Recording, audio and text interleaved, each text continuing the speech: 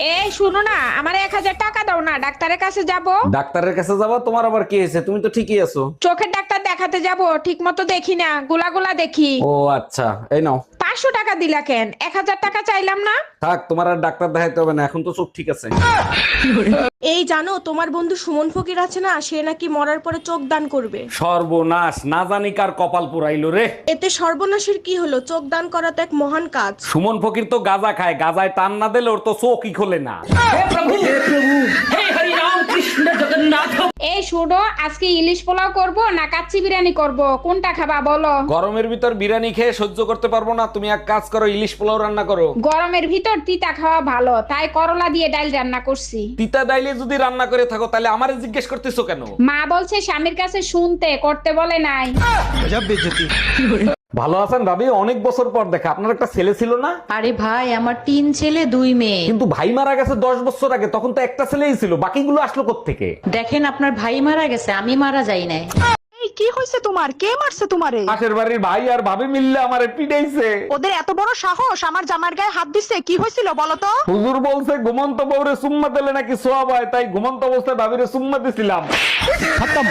Bye bye. তোর বয়স কত রে? 16। কি বললি? হ্যাঁ 16। 5 বছর আগেও বললি 16, এখনো বলছিস 16। আমি এক কথার মেয়ে, ঠিক আছে? ও তো চল্লিবাজি কথা আমি বলি না। 5 বছর আগেও বলেছি 16, এখনো বলছি আমার বয়স 16, 10 বছর পরে বল। জামাই আর বউয়ের মধ্যে পার্থক্য কি জানেন? জানি না। বউ জামাইকে ছাড়া কাউকে বিশ্বাস করে না, আচ্ছা। আর জামাই বউকে ছাড়া সবাইকে বিশ্বাস করে। মেয়ের বিদায়ের সময় বাবা মা কান্না করে আর তুমি হাসতেছো, তোমার লজ্জা করে না? তোমার মনে আছে মেয়ে যখন ছোট ছিল তখন তুমি আমাকে বলছিলা মেয়ে না থাকলে তুমি আমার সংসার করতা না? ভুলে নাই, মনে আছে তো। কি হইছে? আজ সেই দিনটা আসছে। এত খুশি হয়ে লাভ নাই, তুমি আবার বাবা হচ্ছো। Bye bye, tata. কি ব্যাপার ভাবি, সকালে ভাইয়ের সাথে ঝগড়া করে ডিউটিতে গেলেন, এখন এত খুশি খুশি লাগতেছে, কাহিনী কি?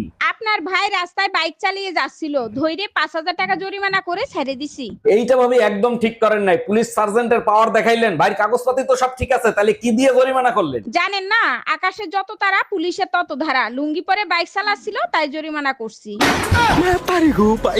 আচ্ছা, আগে তো তুমি প্রতিদিন মদ খেয়ে বাসায় আসতা, এখন খাও না কেন? মদ খাইলে হুশ জ্ঞান কিছু থাকে না, মানুষ পকেটের টাকাও চুরি করে নিয়ে যায়, তাই মদ খাওয়া ছেড়ে দিছি। দেখো, আমারই কিন্তু সন্দেহ করবা না, আমি কিন্তু তোমার পকেট থেকে কোনো দিন টাকা নেই নাই। তার মানে মদ খাওয়া ছেড়ে দিছি, তাতে তোমার বড় ক্ষতি হয়ে গেল, তাই না?